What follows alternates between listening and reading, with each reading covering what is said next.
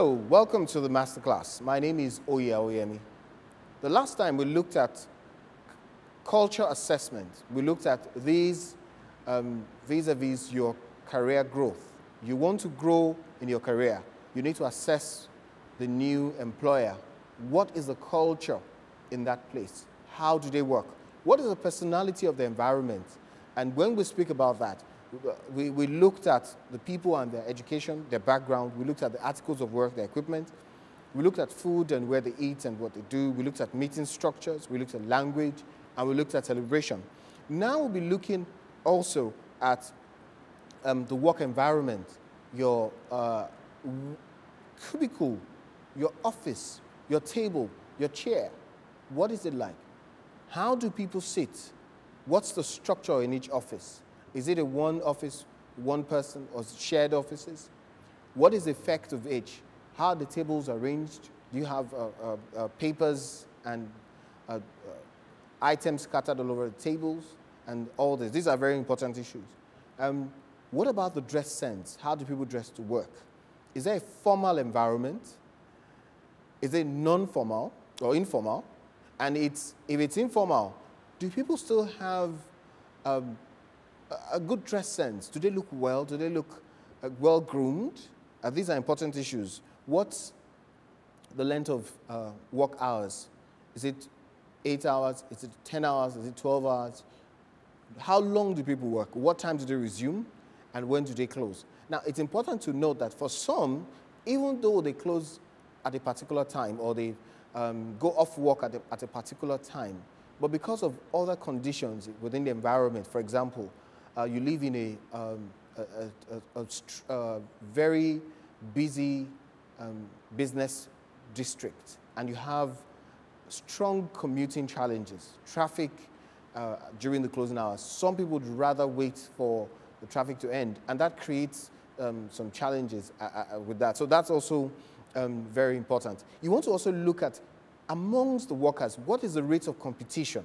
How do people compete? Do they compete in a very healthy and progressive manner? Or do they compete in a non-progressive way? Or do they compete at all? Is there a sense of progress in this place? Those points that we have mentioned are very important for your career growth. It's important to note that your associations, as you grow in your career, will inspire or dampen your motivation as you grow. So it's important that you realize these things.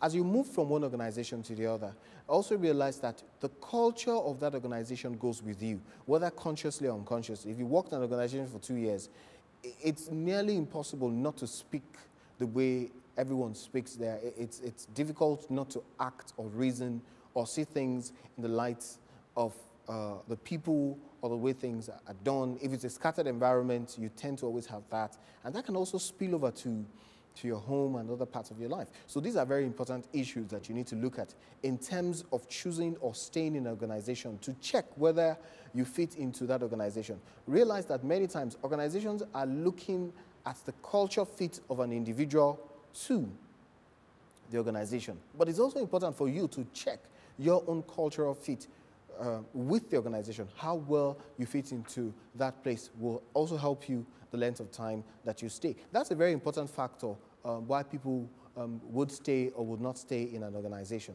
For some reason, people want to stay. For other reasons, they don't want to stay. Another very important culture assessment point is training. How is training conducted, if they're conducted at all? Are they conducted in the formal, very serious way, and are people measured and assessed and promoted based on the value that they deliver from the trainings that they receive? These are very important issues that you need to look at. Once people are trained on the job, you see that they produce better results. They're confident, they want to go, they want to move up, and you see that they show a great sense of leadership in the organization and even in the industry. So this is a very, very important point for you to also note when it comes to your career assessment. Another point is the leadership perspective. How do you have leadership running in the organization? Do you have a pattern of leadership that is supportive, that encourages people to contribute, or do you have one leader for all perspectives so that there is no opportunity to move to the next level? All these points that we have looked at and more will tell you the importance of you to drive your career and to succeed in the next stage of your career.